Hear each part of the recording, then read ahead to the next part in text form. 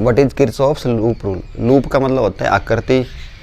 इसका इस जो ला है इसके कई नियम और भी हैं। इसको हम बोलते हैं किरचॉफ्स वोल्टेज ला भी।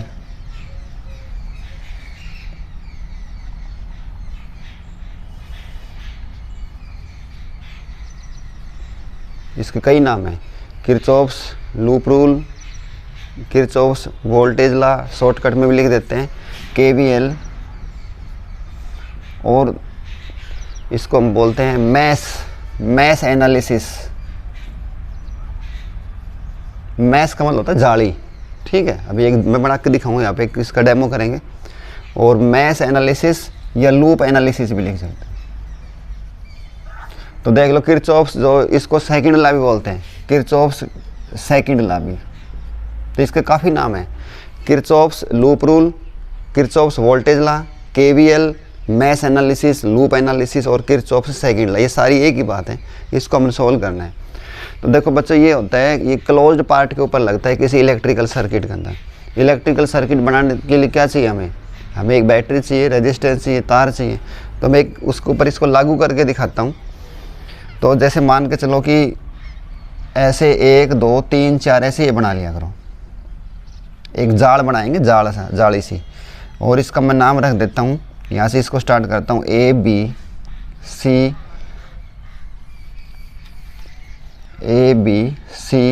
D, ठीक है। यहाँ पे मैं इसका जाल बनाना शुरू करता हूँ। यहाँ पे मैं एक बैटरी भी लगा देता हूँ, सेल लगा दिया। उसके बाद ये होगा रेजिस्टेंस, ठीक। इसको मैं नाम दे दूँ R1। उसके बाद ये सेकंड वाला हो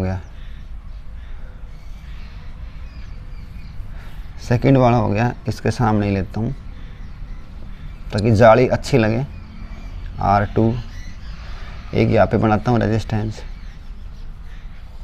R3। यहाँ पे इसको ले लेता हूँ R1। इनके नाम बदल दूँगा थोड़ी देर बाद। एक ये हो गया, एक यहाँ ले लेता हूँ, एक यहाँ पे सेल भी लगा देता हूँ। अब इनका नामकरण कर लेते हैं। ये हो गया R1, R2, इसको R3, और ये हो गया R4, और ये हो गया R5, ठीक है। ये इस टाइप का एक मैश बनेगी। मैश का मतलब जाली, आकृति, ठीक है। इसके ऊपर हमने लागू करके दिखाना है किरचॉफ्स सेकंड लॉ। किरचॉफ्स के कई नाम हैं, जैसे सूरज के है ना, भास्कर, सूर्य, भानु, ऐसे ही इसके भी कई नाम हैं। तो ये इसको लागू करना सिखाता हूँ बहुत ही आसान तरीके से। देखो इसमें लिखा है कि in any closed part of an circuit. ये एक पूरा सर्किट है, इसका क्लोज पार्ट लेंगे हम। क्लोज पार्ट का मतलब बंद होना चाहिए। देखो मेरे हाथ के साथ चलते रहो, A B C, फिर A पाता हूँ। तो मैं इसको ऐसे लागू करूँगा, ऐसे बनाऊँगा, ये लूप ही बन गई A B C A, ठीक है। A B C A सही दिखाई दे रहा है। अब इसको लागू करने का तरीका देखो, आगे कहते देखो नियम में क्या कहता है, हो गया इन any closed part of an electrical circuit, ये तो क्लोज पार्ट होगा। The algebraic sum of EMF। बच्चों सम और एल्जेब्रिक सम में अंतर होता है।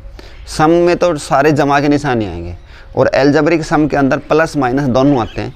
जैसे मैं लिखूँ 1 + 2 - 3 + 4, तो इसको हम बोलेंगे एल्जेब्रिक सम। और अगर मैं इसको ऐसे लिख दूँ 1 + 3 + 4, तो इसको हम सम बोलेंगे। इसको हम बोलेंगे सम, और इसको हम क्या बोलेंगे, एल्जेब्रिक सम, ठीक है। तो एल्जेब्रिक सम ऑफ EMFs। देखो इसमें कितनी है, इस क्लोज पार्ट में कितनी बैटरी हैं, कितने सेल हैं, 2। इसका नाम मैं E1 रख दूं, इसका नाम E2 रख दूं, और भी सेल बैटरी हो सकती है। Is equal to algebraic sum of the products of resistance and current flowing through them. इनमें से जो करंट फ्लो हो रहे हैं इनकी गुणा के बराबर होता है। तो इसको हम लागू करना सिखाऊंगा मैं आपको। तो इसमें हम करंट की डायरेक्शन और दिखा देते हैं। देखो ये हो गया हमारा, इसमें मान लो यहाँ से ये I1 जा रहा है, और ये वाला है इसके अंदर, ये मान लो इसमें यहाँ से घूम फिर के I2 गया, यहाँ इसमें I3 जा रहा है, इसमें I4, 3 कहाँ है, 3 ये रहा, तो 1 सेकंड रुकना भाई।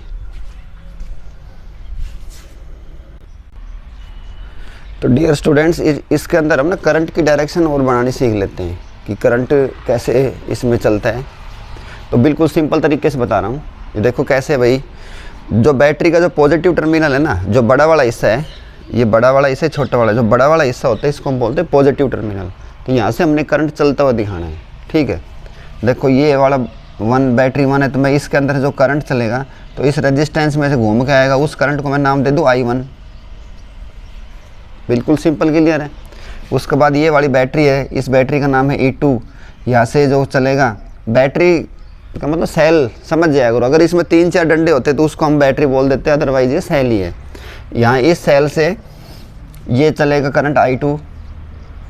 अब देखो यहाँ पे हम किरचॉफ से सेकंड लॉ की बजाय यहाँ पे किरचॉफ से फर्स्ट लॉ लागू होगा। इसको हम बोलते हैं जंक्शन रूल भी। जंक्शन रूल क्या कहता है? जंक्शन रूल कहता है कि sum of incoming current meeting at a junction, ये जंक्शन भी बन गया है, is always taken as positive.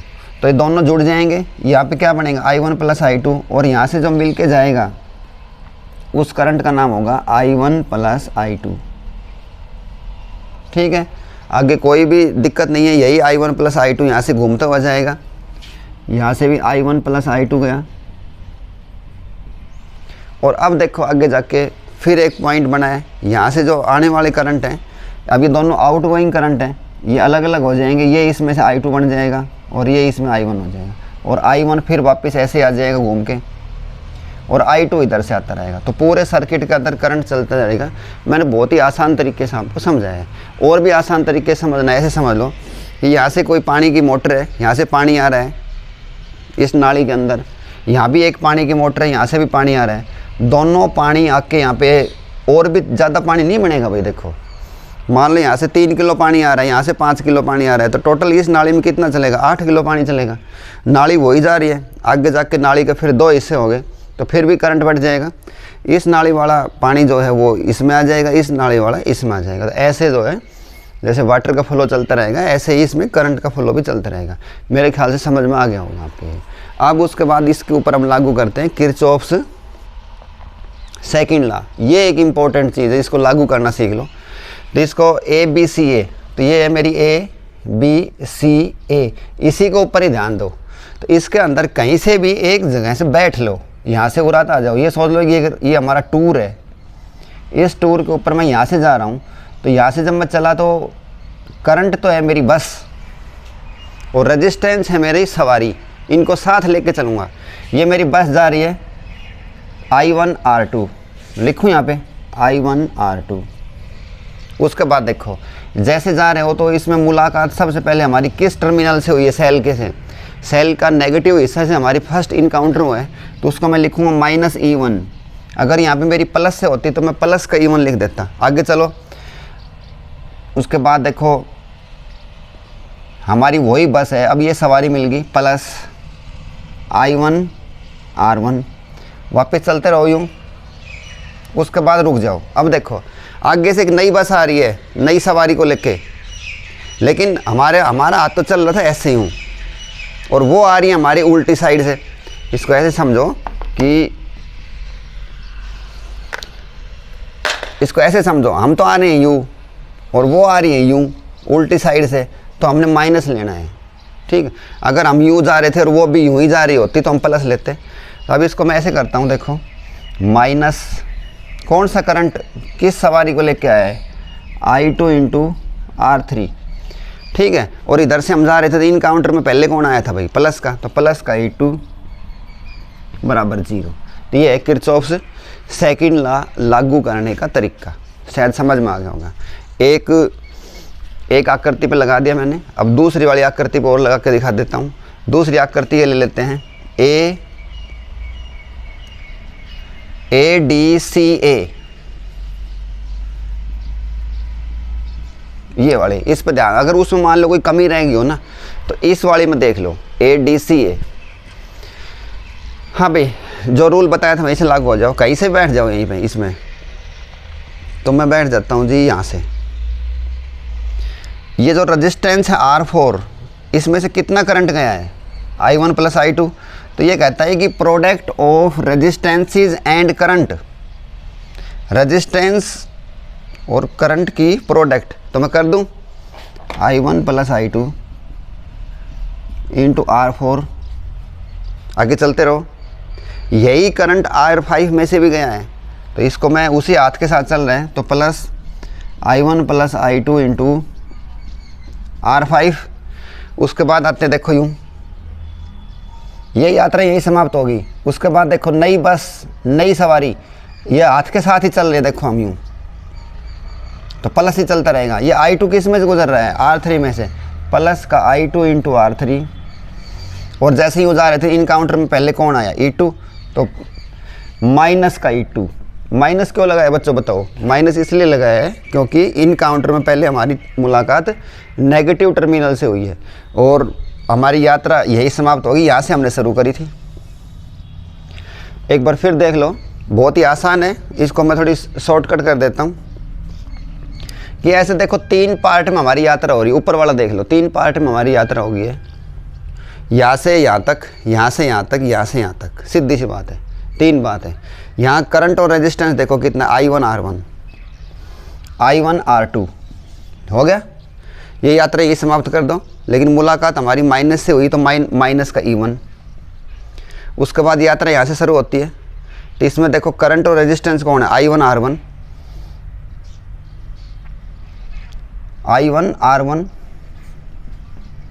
ये हो गया, I1 R1 भी हो गया। उसके बाद देखो ये यात्रा ये समाप्त होगी। उसके बाद तीसरी यात्रा उल्टी साइड से आ रही है। ये करंट किस रेजिस्टेंस में से आ रहा है, I2 आ रहा है R3 में से, उल्टी साइड से आ रहा है, बैक साइड से। हम जा रहे थे यूँ, ये आ रहा था इस साइड से, तो माइनस का निशान लगा दिया I2 R3। और हम तो स्टार्टिंग तो हमने ऐसे करी थी यूँ, फिर यूँ जा रहे थे, तो हमारी मुलाकात पहले पॉजिटिव टर्मिनल से हुई है, तो इसको मैं लिख दूँ प्लस का E2 बराबर 0। तो ऐसे हम किरचॉफ से सेकंड लॉ लगा देंगे और कोई भी न्यूमेरिकल आएगा वो भी हम सॉल्व कर देंगे। तो मैं उम्मीद करता हूँ ये आपको सारी बात समझ में आ गई होगी। किरचॉफ्स सेकंड लॉ समझ में आ गया होगा। इसके अंदर इम्पोर्टेंट एक पर्सन और आता है कि ये कौन से लॉ के ऊपर बेस्ड है। It is based on law of conservation of energy. ये जो एनर्जी का जो कंजर्वेशन लॉ है ना, इसके ऊपर बेस्ड है। और किरचॉफ फर्स्ट लॉ जो है, जो मैंने यहाँ पे जंक्शन रूल लगा के दिखाया था, किरचॉफ फर्स्ट लॉ जो है वो law of conservation of charge के ऊपर है। ठीक है, ये दोनों मंत्र याद रखना। सेकंड लॉ तो है एनर्जी के ऊपर और फर्स्ट लॉ किसके ऊपर है, चार्ज के ऊपर।